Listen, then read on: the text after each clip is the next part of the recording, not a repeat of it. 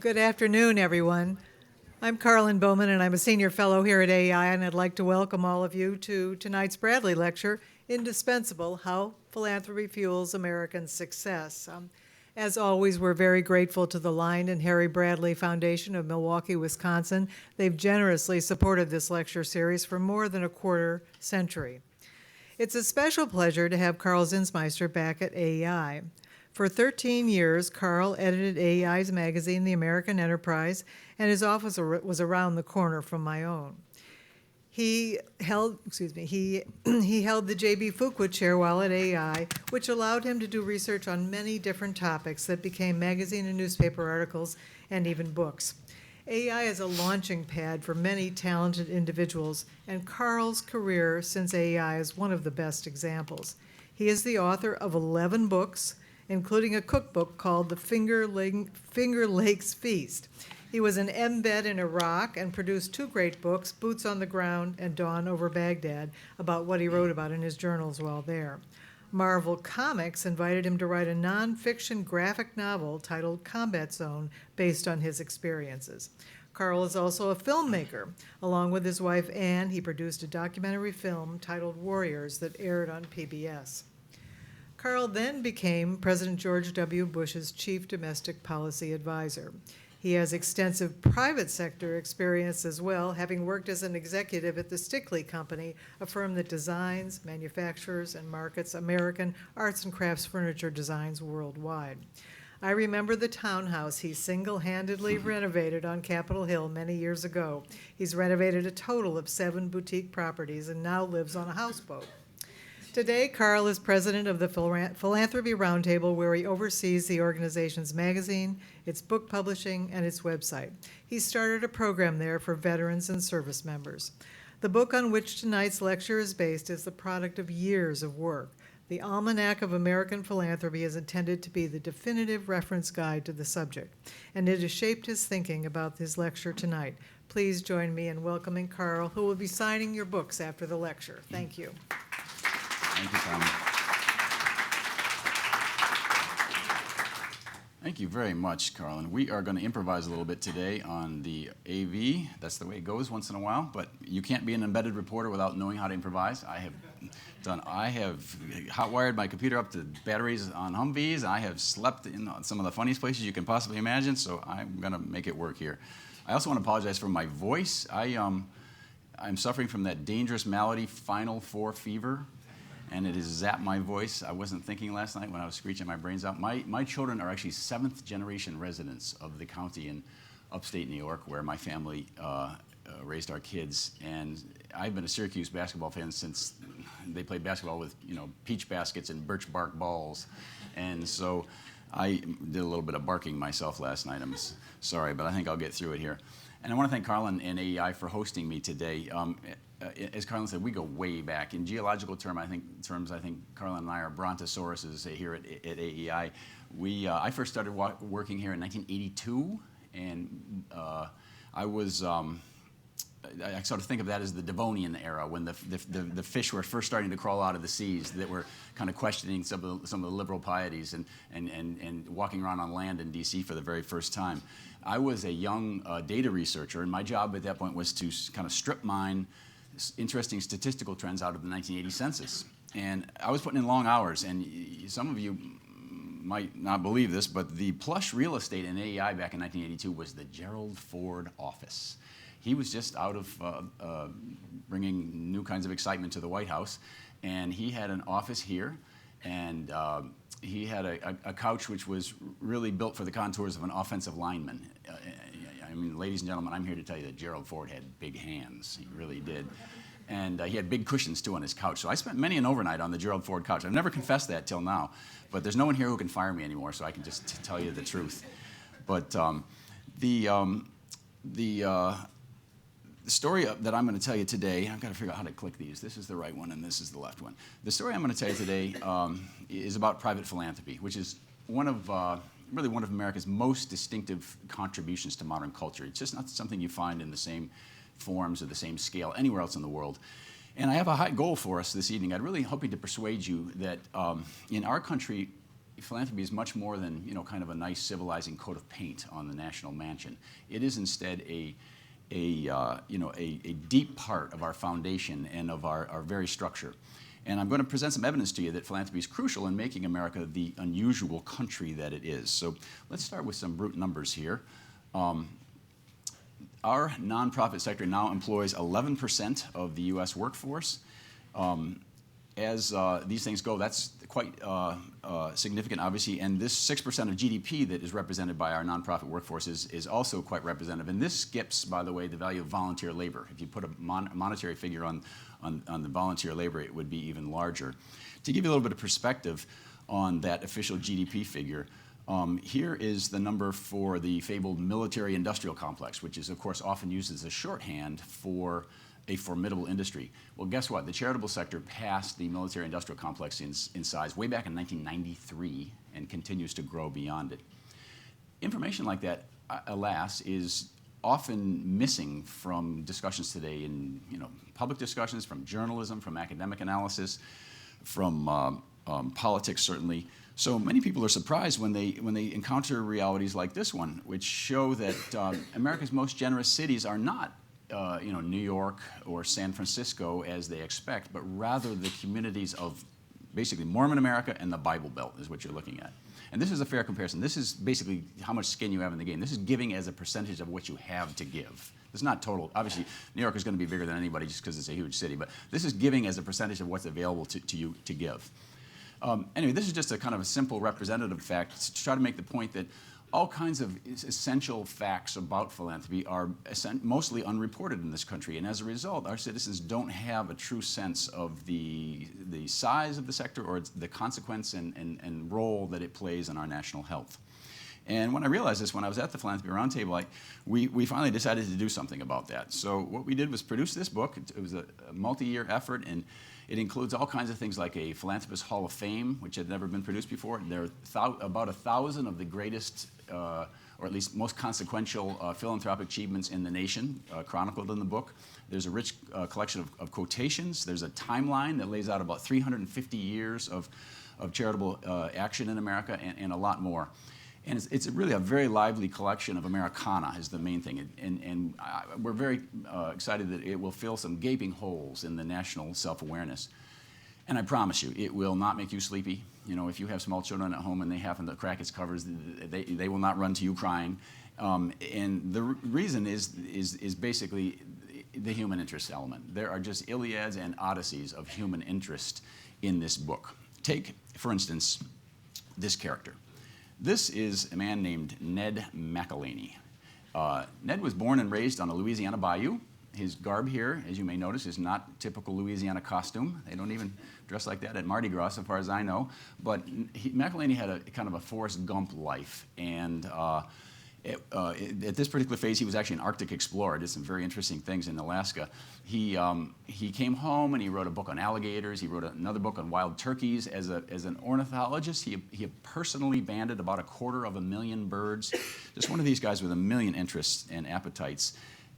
Here he is all grown up. At this point, I'm sure he's paying for life insurance and doing all those responsible things that men capitulate to when they take off their furs and they put on their bow ties, because Ned McIlhenny had a day job, which was manufacturing and selling the hot pepper condiment invented by his family. And let me tell you, there is real money in burning people's tongues. And McIlhenny used his profits for an amazing array of good works. For one thing, he got very attached to a fellow native of Louisiana's bayous, the snowy egret. When McIlhenny was young, some of you may have run across this history. There's just this craze, an absolute fashion craze for snowy egret feathers in women's hats. And I've tried to think of a contemporary analogy. I don't know enough about fashion, but it's kind of the Jimmy Choo shoes or the Coach handbag or something. Mania, women beating each other over the heads to get one of these things. And the result of this was you had, that's the wrong button. Here's the right button. This is the kind of headgear that resulted, which this one is very fetching. I think you'd have to agree. Some of the other ones were a little bit less understandable. And then there were the clearly mistaken ones. And then there were just the completely indefensibles.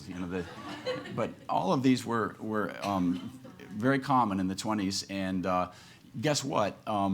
They resulted in a huge run on snowy egrets, just a huge death march for snowy egrets. You can also probably guess that they were never knocked off by the Chinese like Coach handbags have been, just because they're so distinctive. But these were silly fashions, but they had a very unsilly effect, which was to make the snowy egret almost extinct. And when he realized this, the philanthropist inside Ned McIlhenny's breast swung into action. So the first thing he did, his family owned an island, still owns an island in Louisiana, and so he went out and literally beat the bushes for 2 full days and managed to find 8 baby egret chicks and literally stuffed them in the pockets of his hunting coat and went home. Here are the chicks. He put these in a protected area and raised them up for a period of years. And at the same time he was doing that, he convinced some of his philanthropist friends, namely John Rockefeller, Olivia Sage, a few other folks like that, to buy up swampy areas of Louisiana, which were important to the egrets as nesting areas, and other waterfowl as well. And in this fashion, Ned McIlhenny managed to rescue a really magnificent creature that was literally on the verge of disappearing from the earth.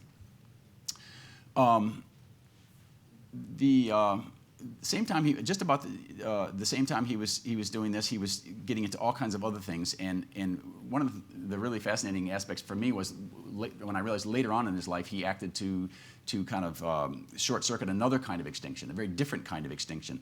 He had been raised with Negro spirituals in his ears, and he just loved them. He absolutely loved the songs. And around the time of his 60th birthday, as best I can tell, he started to notice that they were just dying out. People did not know the words, did not know the music. You have to remember, these were an oral tradition. These had not been written down. And again, he kind of realized that this was at risk of being forgotten forever, so he just sprang into action. And like before, it wasn't just his checkbook he used, it was also his personal involvement. The first thing he did was to track down these 2 ladies who lived quite nearby, actually, and he managed to find these elderly singers who still remembered many of the old spirituals. And then McIlhenny hired a musicologist, and he and the musicologist sat down with these 2 ladies and asked them to sing their hearts out, and madly scribbled as fast as they could, and they wrote down all the lyrics, all the melodies, all the harmonies, and recorded these songs for history exactly as they had been handed down from generation to generation of slaves in order to preserve them. He then published these as a book, which became a classic of the genre. There are 125 songs in this book, and I've worked hard to try to figure out how many of them were preserved anywhere else, and it looks like only 5 or 6 were saved elsewhere. So, in other words, about 120 really precious pieces of Americana here were saved for future generations single-handedly by this gentleman's effort. And by the way, the songs that he saved included the one that Martin Luther King Jr. quoted in his most famous passage when he talked about free at last, thank God Almighty I'm free at last. That was one of McIlhenny's songs, and very possibly one we would not have known, and King would not have known absent this effort. So just think what a tragedy it would have been to have this music, it's more than music, it's artifacts of American culture, really, be lost to history. But that's the kind of wonderful idiosyncratic work that philanthropy can do. Here is another red-blooded American philanthropist who helped keep his fellow citizens lastingly free. Alfred Loomis was really passionate about science, just from absolute little boyhood, just loved it, and wanted to make it his life's work, but realized that doing it on the scale he aspired to would take an independent fortune. So he jumped into money-making in Wall Street, and to compress a really fascinating story that I tell more fully in the book, but don't have time for now, he financed, a firm he set up, financed most of the rural electrification of America, and then he anticipated the stock market crash just brilliantly, and by the early 1930s, he was one of the wealthiest men in America. So at that point, he completely retired from finance and put all of his energy and most of his money into science, as he said he would. He bought the mansion across the street from his home in suburban New York, and he set up just a tremendous science lab in this mansion, better equipped than almost any university lab in the entire country. And he was not a dabbler. He did very distinguished work there himself. One of his specialties was the precise measurement of time. He did some acoustic work. He was one of the first people to discover and categorize brain waves. He invited lots of scientists over from Europe and from America to work with him. As I say, it was not dabbling. It was very serious science. Then in 1938, Alfred Loomis went to Berlin. And two things really struck him there. First of all, how popular Hitler was, and second of all, how good the German scientists were. And he came home very scared. He was convinced that war was brewing and that science was going to have a lot to do with who won. So he really went to work. He thought hard and long about what scientific applications might have defense uses. And he quickly settled on using radio waves to detect moving objects. And his lab very quickly became the national leader in what we now call radar, which at that point didn't exist. And not only did he do the theoretical work behind this, but he started overseeing the production of radar sets, practical, usable radar sets. And the radar sets that Loomis helped produce were delivered to the US military in the thousands and put into ships and airplanes and other devices, and just had a tremendous effect on the course of the war. Even more than his money, it was Loomis's method, his philanthropic method, that really accounted for his remarkable successes. He had actually had a little stint in World War I where he worked in one of the government weapons R&D labs. I think he was in Aberdeen, I can't remember, but he was just appalled by how sluggish and how bureaucratic these labs were. They were literally saying, "Oh, we know atomic weapons are important, but that's the next war's worry." And he's saying, "No, it isn't. It absolutely is not. You have to get on this right now." So when it became apparent how brilliantly successful Loomis's method was in producing radar, they realized we need that guy on the atomic bomb. So his entire method was just lifted up and dropped into the Manhattan Project. Again, I can't get into the details here, but and most of his scientists too, by the way, were transferred directly from his lab over to the Manhattan Project. So he is functionally really a father of the atomic bomb as well as radar. He personally made the cyclotron that Ernest Lawrence purified all the uranium for the bombs. Loomis made that happen. He basically used his industrial connections and his philanthropic money to find the stockpiles of copper and iron and stuff that were necessary to build this gigantic industrial machine in the middle of a wartime shortage. So just a really brilliant record. And then the cherry on top for me when I was doing this research was I realized that it wasn't only his this kind of entrepreneurial philanthropic method that he devised that lives on today. He also left behind a flesh and blood embodiment of this style. His great-grandson, it turns out, is this guy. I don't know if anybody recognizes that face. That is Reed Hastings, who, like his great-grandfather, is a huge game changer today in both business and philanthropy. He was the founder of Netflix, which by my calculations has now disrupted 3 major industries in the US. And on the philanthropic side, he is the progenitor, one of the great progenitors of charter schools in this country. Another entrepreneurial philanthropist who put really deep imprints on America was this man. That's George Eastman, who, as founder of Kodak, popularized photography in the early 1900s.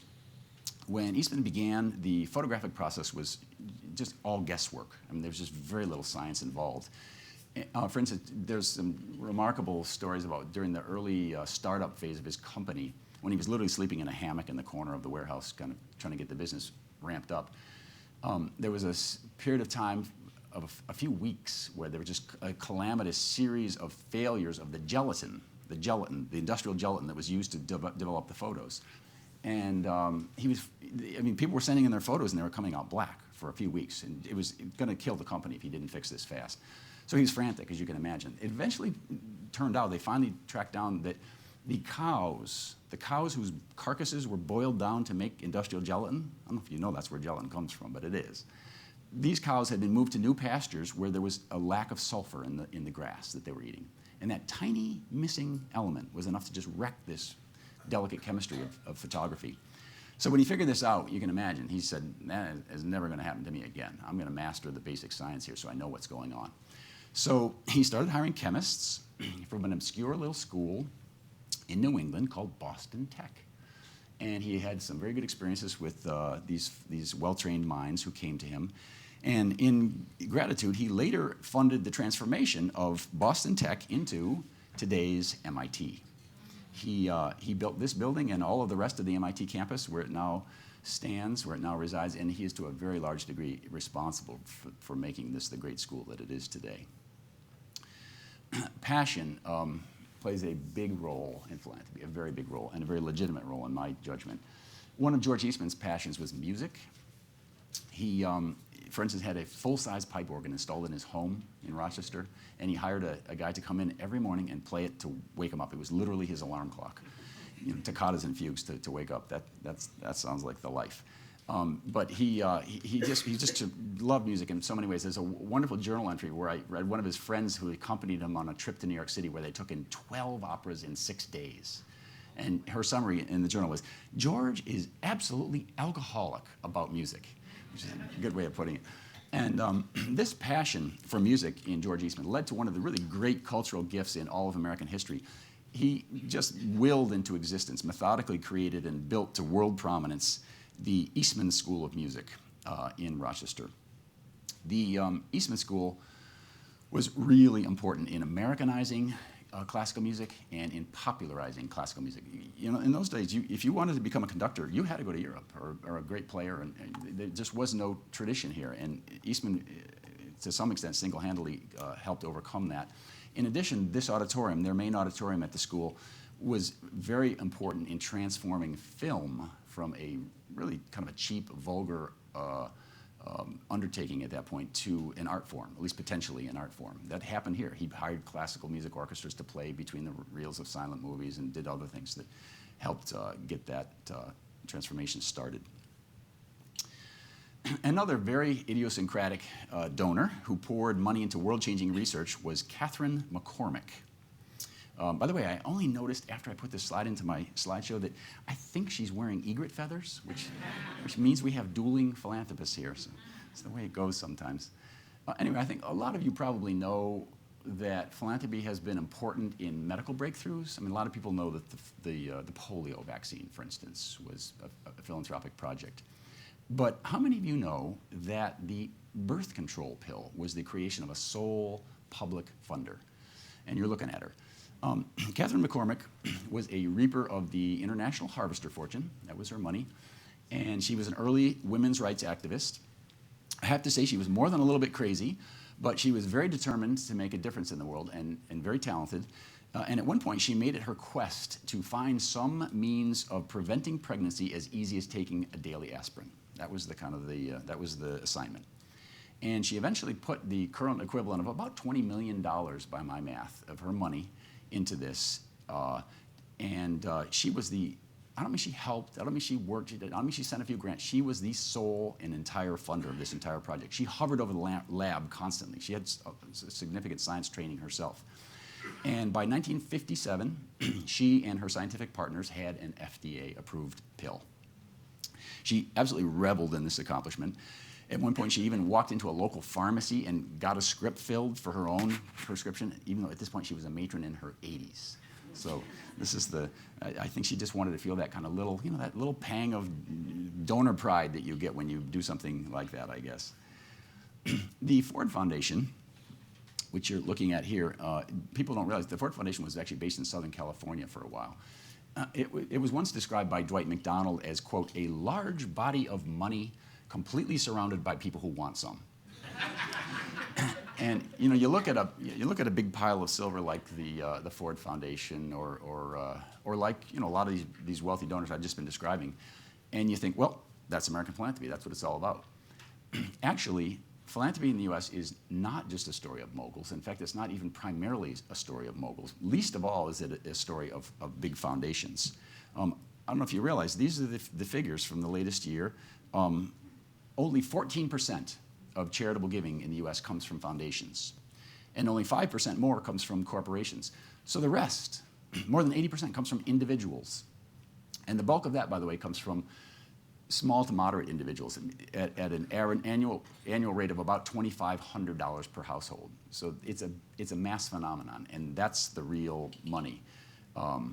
People think the Gates Foundation. The Gates Foundation is huge and it's the biggest foundation ever, and it has an important influence. But do you realize Gates gives away about $4 billion a year? The cash giveaway every year in this country is about $360 billion. And then the value of volunteer time is about that much more. So they are a drop in the bucket. They are a very small slice of American philanthropy as a whole. So to make sure that this really crucial reality doesn't get overlooked, I do some extended storytelling in the Almanac of American Philanthropy about real-life small givers. I'm going to introduce you to just a few of the folks that I uncovered. These two lovely people, I'm sorry about the terrible photo, this is the only one that existed, but these are real people from upstate New York named Gus and Marie Selensky. Gus was a plumber, and Marie was a nurse, and they lived quietly until just a few years ago in Syracuse, New York. Their one indulgence was weekly square dancing. I think that's the outfits they're wearing right there is their square dancing gear. And other than that, they were savers, very fastidious savers. And when they died, this simple couple left more than $3 million to good causes. Ann Scheiber was a shy auditor who retired in 1944 with $5,000 in the bank total. She was also a frugal liver, and through frugal living and some very inspired stock picking, she managed to turn that into $22 million by the time she passed away at the age of 101. And she left every penny of that to Yeshiva University so that poor girls could go to medical school and to college. Eleanor Sauerwein was kind of everybody's mom. She painted her own home. She kept a vegetable garden. She mowed the lawn herself until she was in her 90s in order to save money. Her financial advisor reported that, quote, her goal for years and years was to amass as much as she could so that it could go to the Salvation Army. And when Eleanor died in 2011, she left $1.7 million to the Modesto, California branch of the Salvation Army. Albert Lexie shined shoes in Pittsburgh, right? He was a shoe shine guy until very recently. He did it for more than 50 years. And back in 1981, he decided he was going to give every penny of his tips to the free care fund of the Pittsburgh Children's Hospital. I don't know what the motivation was, but it was a pledge he kept. The fund benefits, as you might expect, families who need care for their child but can't afford it. And he ended up donating more than $200,000 to Children's Hospital, which was about a third of his total earnings, by the way, over that period of years. Now, you may hear critics say, in response to stories like this, well, those are lovely tales, Karl, but this kind of small dispersed giving can never do anything large or consequential, can never achieve anything really important. But the very clear verdict of American history is that those doubters are wrong. They're very, very wrong.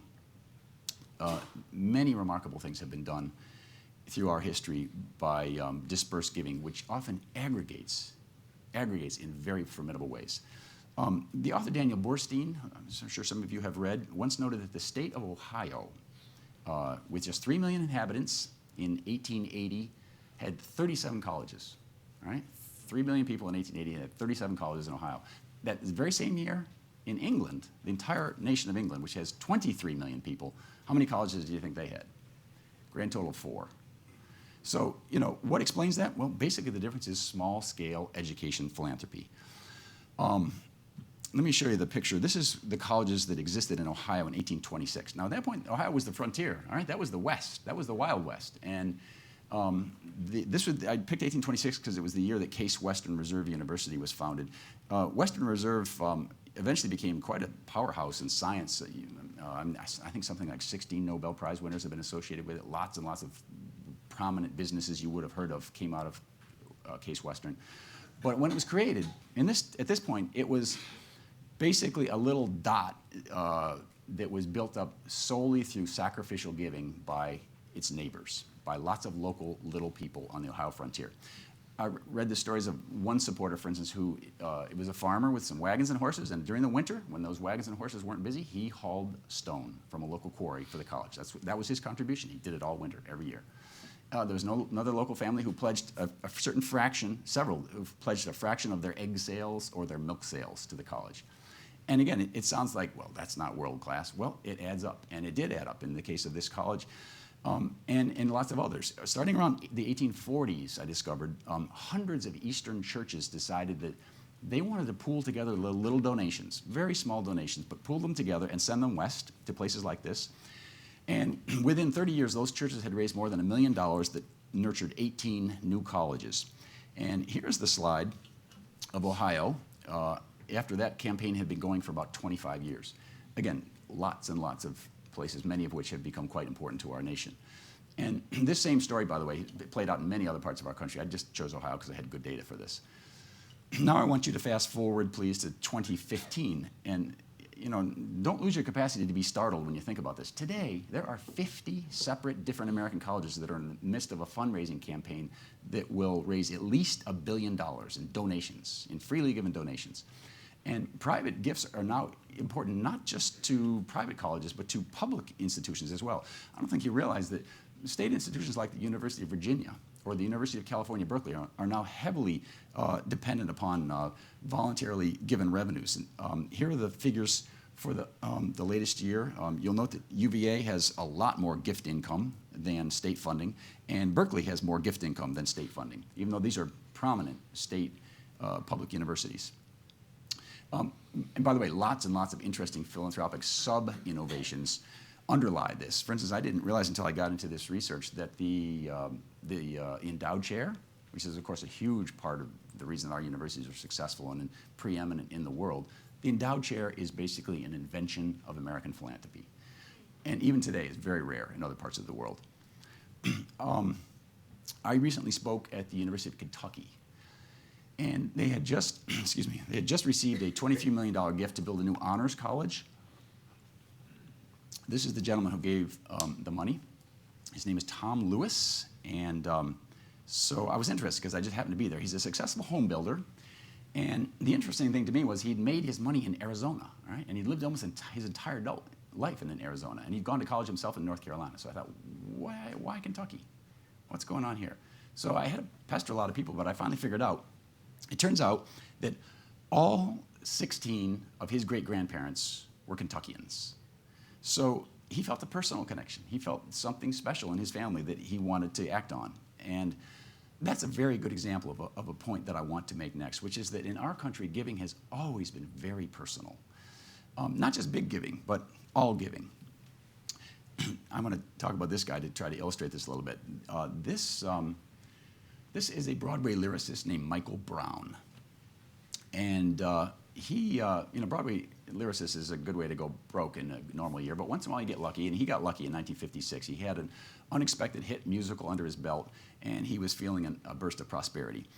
And for their Christmas celebration that year, he and his wife and their 2 boys invited a friend, a young writer who was far from her home in South Carolina, and they wanted to share their good fortune. And toward the end of their gift exchange, the Browns handed this woman an envelope. And inside the envelope was a note that read, "You have 1 year off from your job to write whatever you please. Merry Christmas." And the writer's name was Harper Lee. And Harper Lee, when she decided she wanted to become a writer, did what most people do. She left Mississippi, she went to New York City. And when she got there, she did what most people do. She ended up spending more time trying to pay the rent than she was writing, and she was getting nowhere in her craft. In her case, she was working in a bookstore and an airline office. And the Browns noticed this, right? They noticed this, and in a very personal act of philanthropy, I would say it was philanthropy, they decided to act on it, to do something about it. And with their donation in hand, Harper Lee quit both of those jobs, and during that gift year, she wrote To Kill a Mockingbird. It, of course, won the Pulitzer Prize in 1961, and it became one of the most influential books of all time. Much of the power and the beauty of American philanthropy, for me at least, derives from the vast range of causes that have been underwritten by our millions of donations.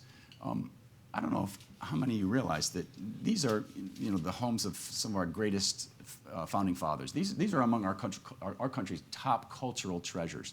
Do you realize that every one of them are preserved not by the National Park Service or some other public organ, but by privately funded nonprofits? Mount Vernon, George Washington's Mount Vernon was saved from ruin by thousands of small donors from what's called the Mount Vernon Ladies Association. The ladies noticed this, and they jumped in there, and they saved this place, and they continue to run it, and they are doing a spanking job. Last I knew, their annual budget is about $40 million a year, and the place is just completely thriving, still under the aegis of the Ladies Association. Monticello, which is sometimes described as Thomas Jefferson's greatest creation, has been protected and interpreted to visitors for more than a century by a private foundation that receives no public funding, none. Same is true for Montpelier, which is the nearby home of the father of our Constitution, James Madison. And one I just discovered a couple years ago, fascinating story, is the summer cottage where Abraham Lincoln spent about a quarter of his presidency, actually, I figured out. You see it in the bottom right corner there. He made some of his most momentous decisions in this house, including drafting much of the Emancipation Proclamation on its back porch. For years, it was just completely neglected. People had forgotten how important this place was to him. The White House in those days, some of you may know, was just an absolute mayhem. You could walk in the front door, and people did all the time. So poor Lincoln got no rest, and he was such a responsive human being. He couldn't say no to anybody. So when he really wanted to relax or work on something serious, he and the family went up to this cottage, which is up in Northeast. So anyway, this was, as I say, moldering away until a group of private donors came along and restored it to the public and opened it in 2008. It's really just a fascinating bit of our history. And the same thing, by the way, is true about all kinds of other places. I mean, in fact, most of the great historical sites you can think of, Williamsburg, Mystic Seaport, Greenfield Village, Old Salem, all of those are products of private philanthropy. Our great cathedrals and churches are, in many, many cases, products of private philanthropy. The one you're looking at here, which is St. John the Divine in Manhattan, was a classic example. Started with a big gift from a big guy, which was J.P. Morgan, gave the initial donation, but that merely got it launched. And then the real heavy lifting was done over a period of generations, really, by lots and lots and lots of small donations that trickled in, and work was done as these donations pooled up. Our cathedrals of human learning, which is what I would call libraries, are another fruit of private philanthropy. This is the New York Public Library Reading Room that you are looking at right here. And not only it, but all of America's public libraries initially were created by donors. And today, U.S. public libraries have about 1.5 billion visitors each year. Many of our magnificent parks are also fruits of philanthropy. The list of national parks sparked by donors is very long, and it starts here with Maine's Acadia and goes to the Virgin Islands National Park. This is Grand Tetons and Great Smoky. All of these were basically launched by private donors. As we speak, the really interesting thing going on in parks today is urban parks. Some of you may remember that when Central Park was just falling apart and becoming a dangerous place and not being very well used, a couple of private donors came along and didn't just give money. They gave money, but they also gave a new management structure to the park. They insisted that a 501c3 was going to take over management of the park from the city. That was a condition of their gift. And this conservancy just had tremendous effects. The visitation of Central Park is up about 4.5 or 5 times since then. It's a beautiful place again today, as you know, and a huge part of the city life. That conservancy model was so tremendously effective, it's become extremely influential. It's been copied all over the country, and there are just parks, beautiful, wonderful oases for urbanites in all kinds of places. Some of you have probably been to the High Line in Manhattan. The Discovery Green in Houston would be another example. There's a $350 million park being built right now in Tulsa with George Kaiser's money. There's a trail in Chicago called the 606. There's all kinds of these things going on, all completely driven by private philanthropy. Private supporters have been at the center of some miraculous recoveries of numerous endangered species, too. This is, again, not always well appreciated. This is the peregrine falcon, one of my favorite creatures on Earth, and when it's flying, this is the fastest living being when it flies. But when it's reproducing, this is a real snail. They were just not reproducing at anything like a necessary rate, and they were flirting with extinction. Government biologists tried and tried and tried to speed up the breeding rates, but repeatedly failed. And then along came this really wonderful odd marriage of a grant from the IBM Corporation, right, Mr. Button-Down, blue tie, and a whole bunch of small donations from falconry hobbyists, the people that wear the leather gloves and catch the birds and fly them. So this weird, odd couple got together and started not only giving money, but producing some very unconventional ideas for experimental ways of overcoming this problem with the peregrines. And somebody had the bright idea, peregrines love heights and pigeons. Where do you think might be a good place to try to start the comeback?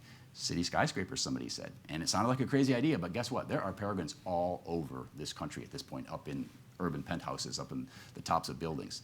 It turned out to be a brilliant idea. Donor ideas and donor funds were crucial in the comebacks of all kinds of other animals. There's some really fascinating stories I don't have the time to tell you, but the wolf, the bluebird, classic grassroots philanthropy. The wild turkey was basically hunters who brought back the wild turkey.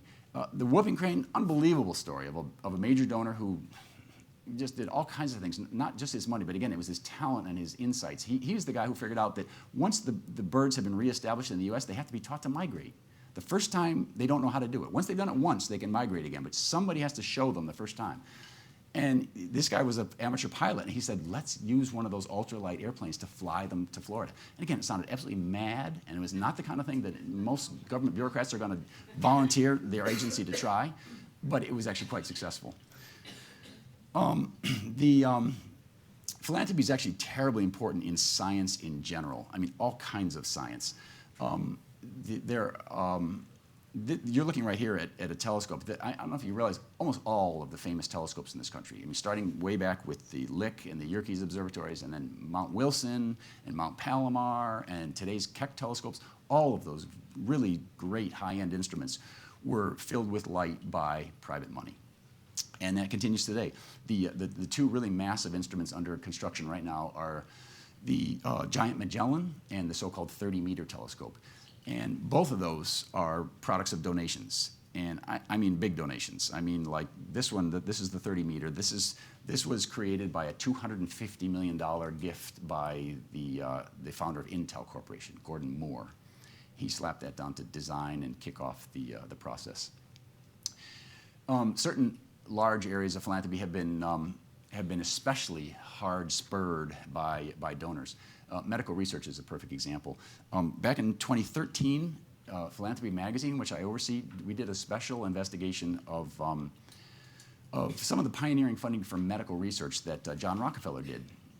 And we found that an astonishing 61 separate Nobel Prize winning scientists had been boosted up with Rockefeller money.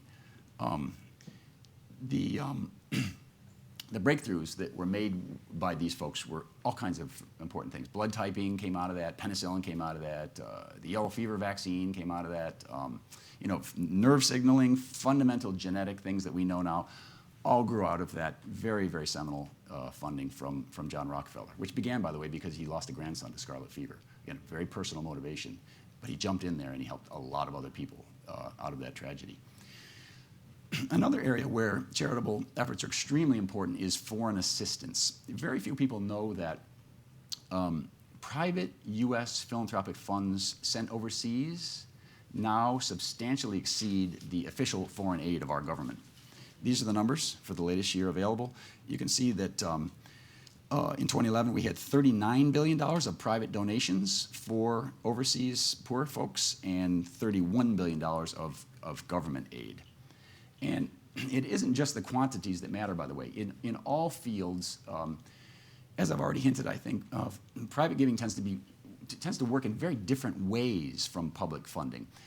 Philanthropy tends to be more experimental. It's quicker. It's more efficient in general. It's much more varied and much more personalized.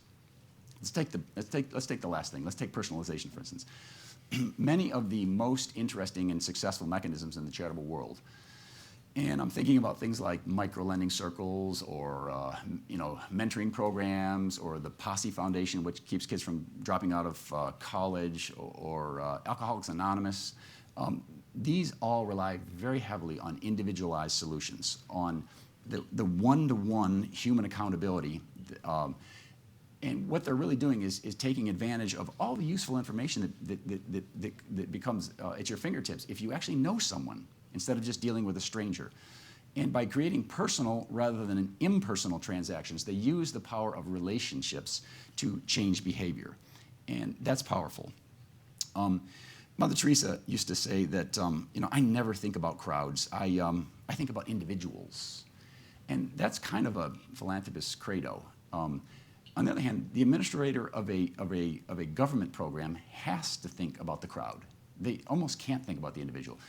Government programs are all about equal opportunity. They're all about treating everyone the same. You can't have different approaches for different kinds of people, even though that would very often work better. Now, this consistency of government programs sometimes gets romanticized. It's very easy to romanticize because it's it's big, it's clearly defined, it's out there, and people look at philanthropy and they say, what a crazy quilt in comparison. But, consistency is really not how human beings work. If you have one child, for instance, in your family who needs a very structured environment, and another one who only blooms when really given the freedom to kind of explore his or her own boundaries, you don't want one size fits all. You don't want consistent schools. You want individualized services that recognize and work with the intimate differences between different kinds of personalities. And you'll have a very hard time finding that in any government program, almost by definition. But it is a hallmark of philanthropic efforts. Which leads us to this great $50 word that every American really ought to know, in my opinion, which is polyarchy. Polyarchy refers to a society in which there are many independent sources of power, okay? The easy way to remember it is just contrast it to monarchy. It's kind of the opposite of monarchy.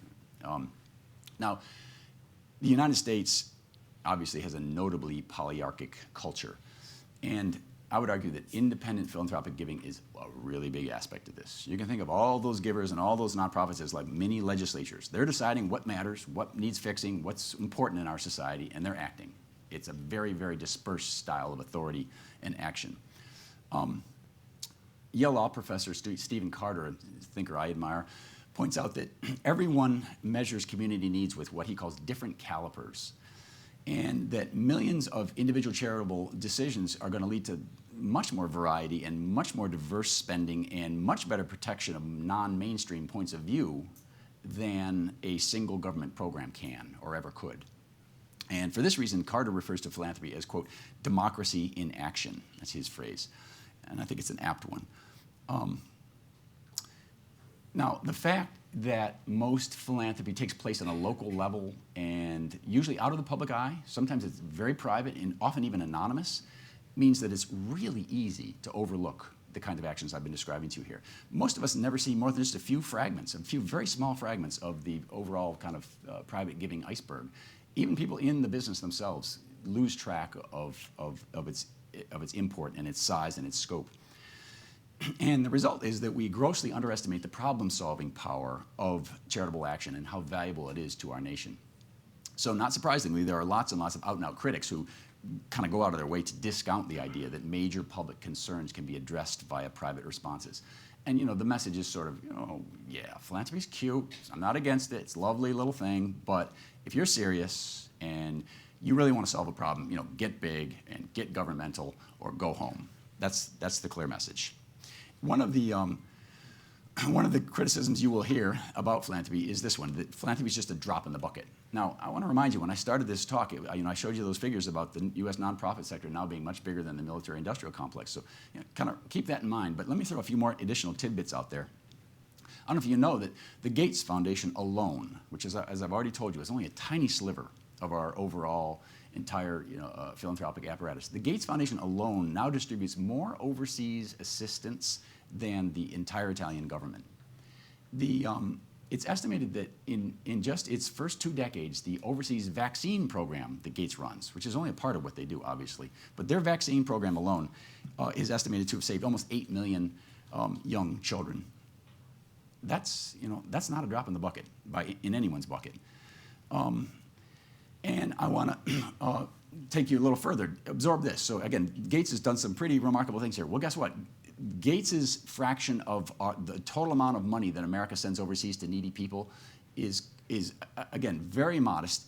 Religious congregations alone, just churches and synagogues bundling their money together and sending it overseas to poor people, that alone is about 4.5 times what Gates does every single year. And then there's, of course, the non-religious givers. So my point is there's a very big iceberg underneath that tip, and easy to underestimate it. Another, excuse me.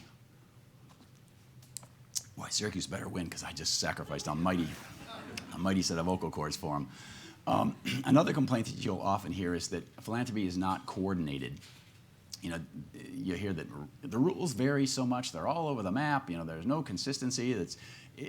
No one's in control is kind of the argument. And what some observers love about government spending is it's the opposite. It's very orderly. It's very uniform. It's very standardized. Everyone is marching in the same direction. And there's a certain kind of, a certain kind of cramped mind that appeals to you, I guess. But there are some serious problems with standardization, obviously. In human affairs, it can often have very harmful effects.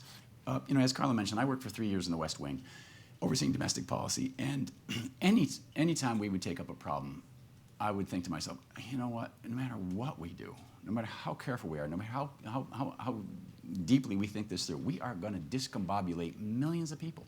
It's just inevitable. The dilemma is that the entire federal apparatus swings in one direction every time there's a rule change. That's what rule changes do.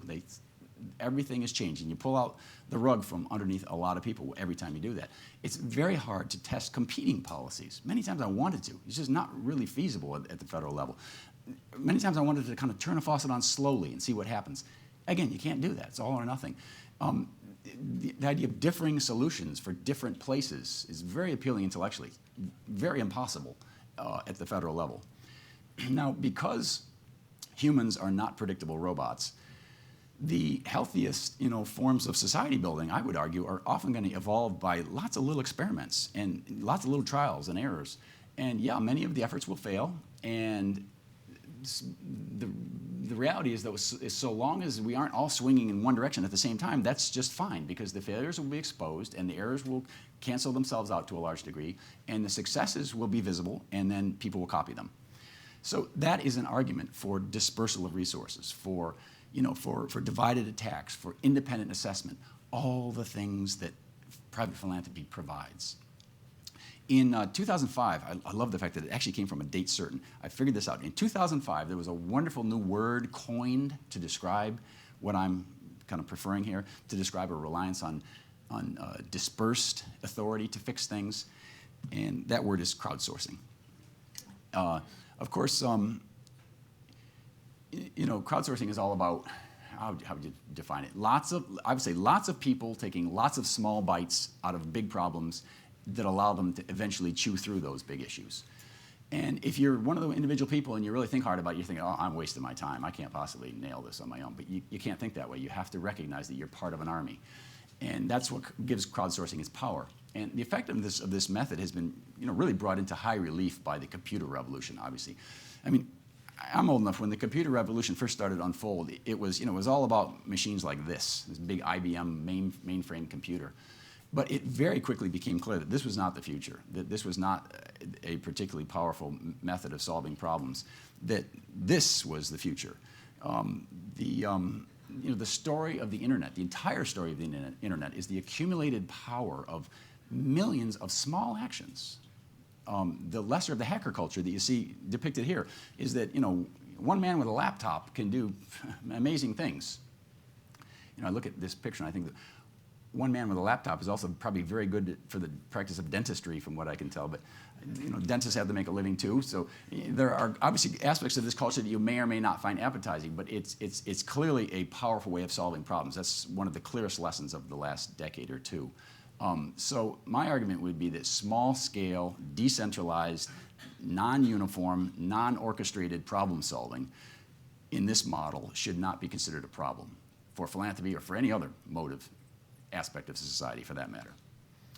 The next time that you hear philanthropy criticized for being too much of a patchwork, I want to plant a little seed that you can think about. I want you to think about charter schooling. Charter schooling, the very, very largest and most famous and biggest and best funded chain in the whole country in charter schooling, probably most of you know, is the KIPP schools. And the KIPP schools have 183 different schools. Sounds like a lot, right? Well, guess what? There are a total of 7,000 charter schools in this country. That means that the market heavyweight, the big gorilla, has just a tiny fraction of the overall market. Most charter schools, the reality is, are mom and pop operations. They're either single schools or they're parts of a chain of 2 or 3 or 4 schools. So this is, in other words, a radically decentralized sector. And that allows some interesting things to happen.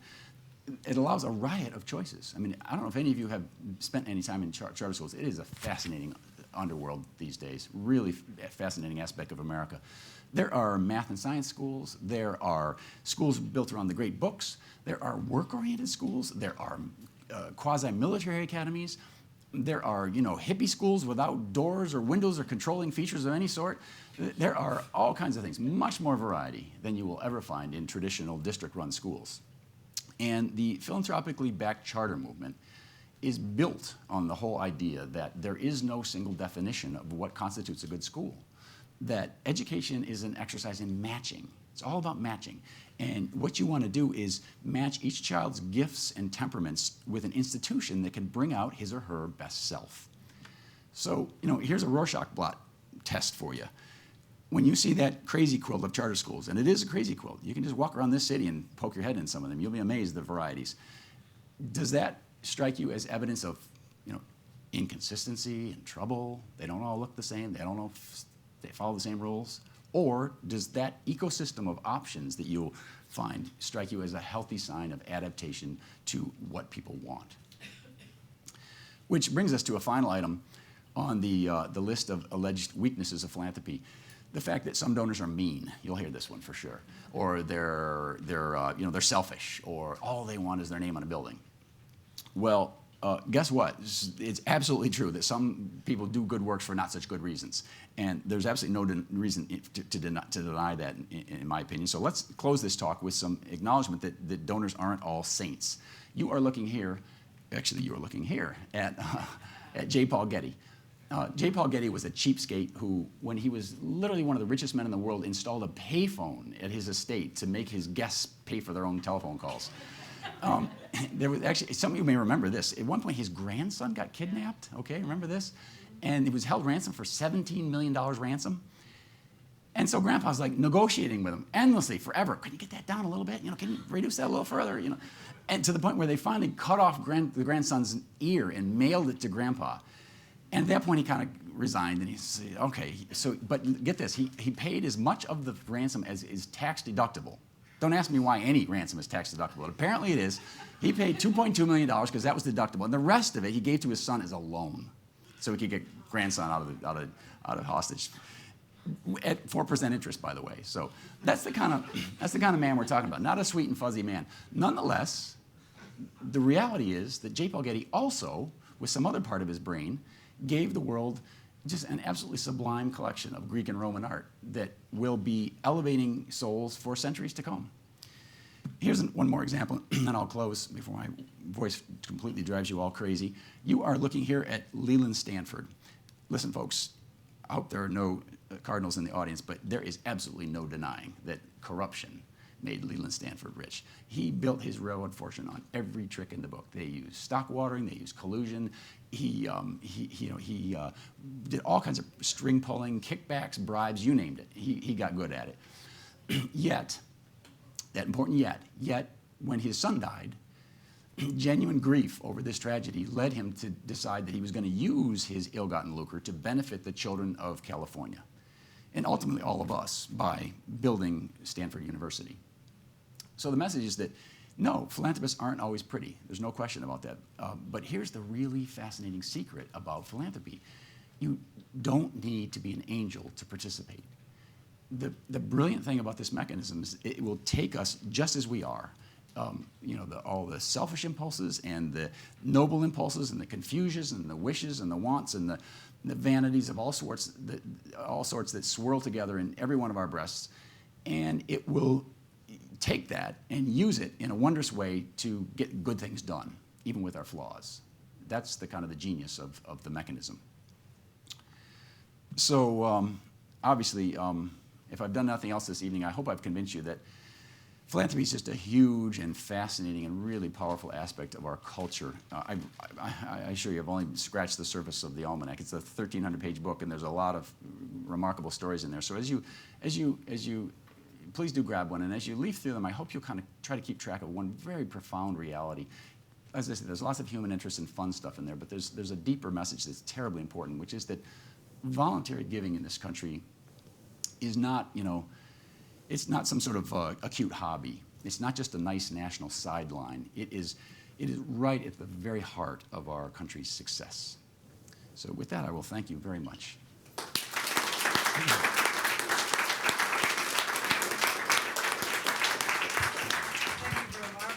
And I'm sure you've generated a lot of questions. questions, and so why don't we put a couple on the table, and I'm going to go back and get him some tea.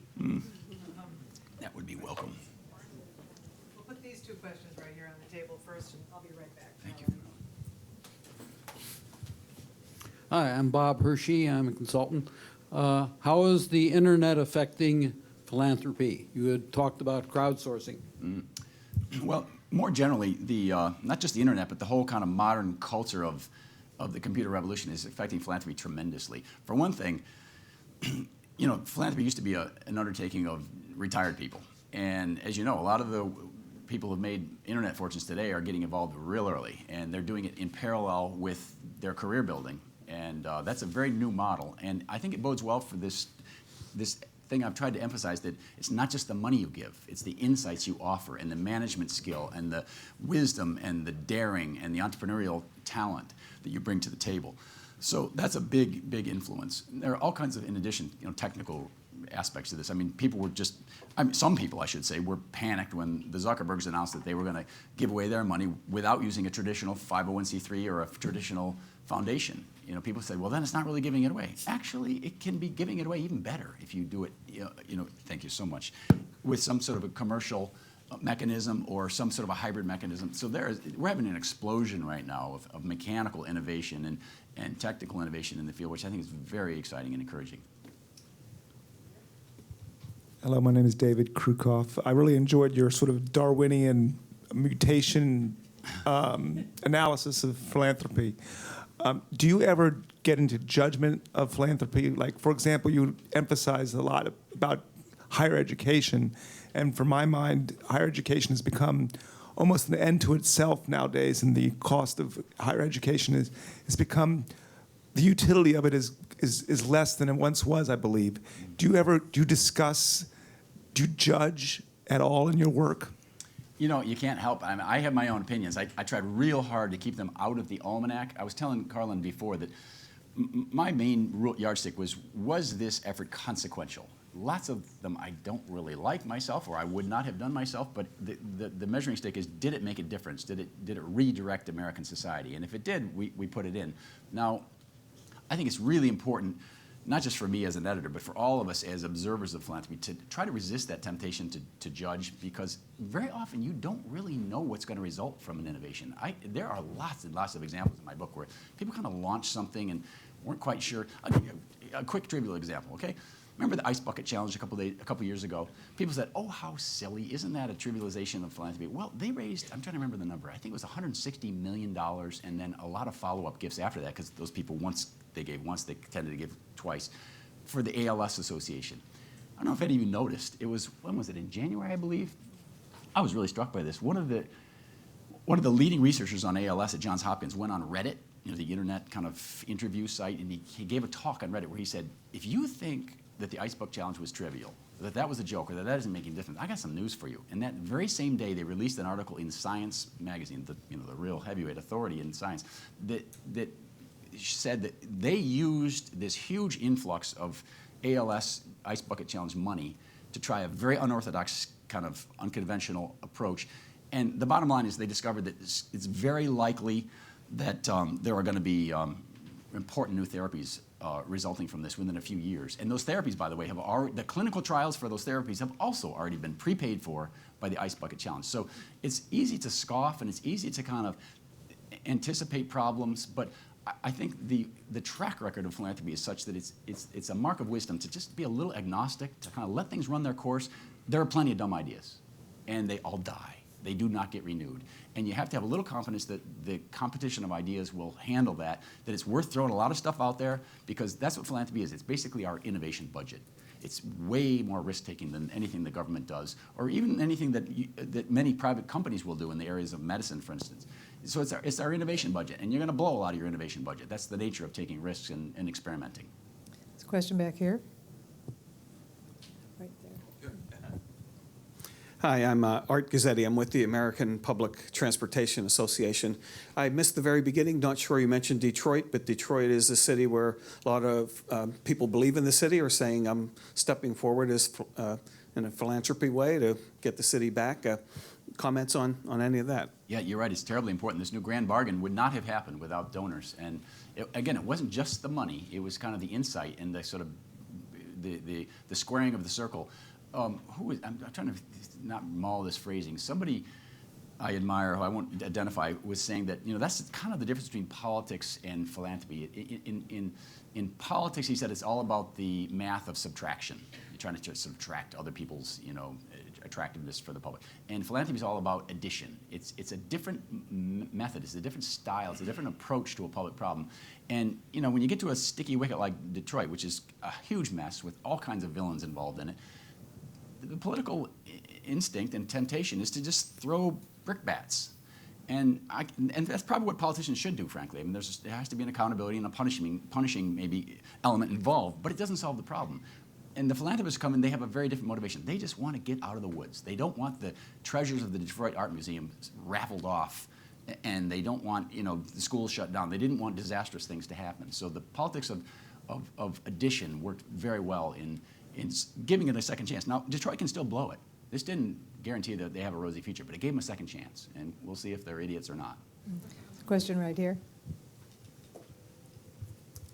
Linda Greenberg, Brinkman Publishing. I really enjoyed listening to the wonderful stories. Every now and then, though, I thought sometimes these people don't work out quite as well as you would like. And the person I remember was Jeffrey Sachs and his Millennial Village. And I think he really took a great deal of money and disappointed so many people and caused so much harm. So I know that we saw a lot of very good people. How about the people who, took the money? They certainly had a goal and an ideal, but they were misguided. And I mean, I think the scale of it today is, very large. That's a very fair point, and it is large, partly because the scale of the good work is large too. I mean, this is, as I tried to indicate, a very big sector, and I would say that the success to failure quotient is higher. Just as kind of someone who came to the field new 4 years ago, I would say it's high. It's way higher than government success to failure ratio, and it's as high as much of the private sector. Philanthropy is very meritocratic. You do not get renewed if things don't work out. You can blow a load of money, and you can blow people's expectations, and you can really ruffle up a society for a short period of time, but it goes away. There is a death sentence on bad programs. Meanwhile, when was the last bad government program you knew that got shut down? Yes, exactly. Right in the front here, and then we'll go over to this side. Thank you. Hi, Claudia Rosette. Thank you for that fascinating lecture. May I follow up Linda Greenberg's question to ask about public-private partnerships? And here I have in mind, for an example, if you like, the UN Foundation, which came out of Ted Turner's billion-dollar gift to the UN, but translated into Ted Turner paying people inside the UN to find things that would further his agenda, thus climate change and so on. In other words, he leveraged the UN by this philanthropic gift. How do you, and over we see that large philanthropists will try to leverage contributions from the federal purse. What's happening with that, and what do we do? Yeah. Thank you. I personally am not a fan of public-private partnerships in most cases. What usually happens is the public swallows up the private. That's the normal kind of MO, the way they normally unfold. And I think the advantage to society is to have two distinct elements that, as I say, operate very differently, have different incentives, have different payoffs. This is all about kind of a competitive approach to problem solving, and each sector has its strengths, and there are fields in which both will by definition be kind of preeminent. But I think it's very unwise to try to hybridize. You're just going to get a very unpleasant mush in most cases. It's going to look a lot more like the public side, and it's not going to have any of the energy or the distinctiveness that makes philanthropy really useful to all of us. I think there are two right here. We'll put both of these on the table. You first, sir, and then we'll come up here. I'm Andy Stevens. I used to work for the Charles Koch Foundation. A lot of great industrialists have left their fortunes to foundations that end up supporting anti-capitalist causes that would horrify the founders. So what do you think of the notion that philanthropists should spend the money while they're alive, or set up their foundations to spend themselves out of existence shortly after the donor's death? Spending down is a big priority of the organization that I work for, the Philanthropy Roundtable. And more importantly, it's a big priority of modern donors. I mean, the fraction of foundations that used to spend down used to be something like 5%, and last I checked, it's close to 30% now, and a fast rising curve. And for precisely the reasons you mentioned, not only because you can get into new attitudinal or ideological territory that would be unpalatable to the original donor, but also just because, again, the power in most cases of this philanthropy is that it's connected to the fresh ideas and the vigorous problem solving of the donor. And once it becomes, embedded in a foundation, I mean, the Ford Foundation now has a 25-floor tower in New York City.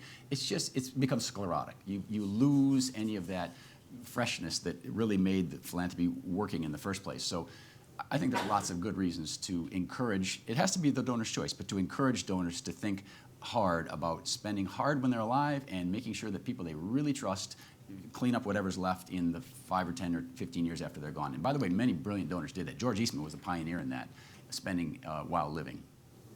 Let's take one more question, this gentleman in the back, and then I'd like to invite all of you to a reception outside where Karl will be signing your books. Hi, John Kramer from the Institute for Justice. Thomas Sowell points out that 56% of Americans will find themselves in the top 10% of earners at some point in their lives. Can you talk about that American dynamism and what it means for American philanthropy?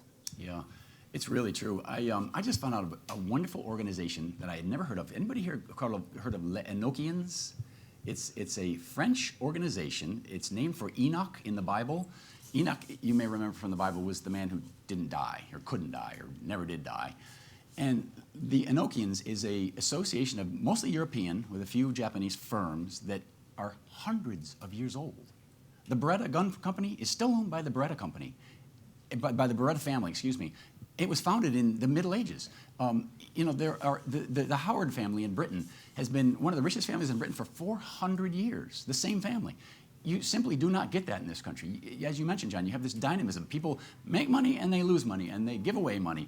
And part of what's really wholesome and helpful to our capitalism is the recycling function that is at the heart of philanthropy.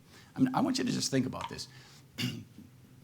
Bill Gates, last I checked, has a personal fortune of, what is it, $40 billion, I think, something crazy like that.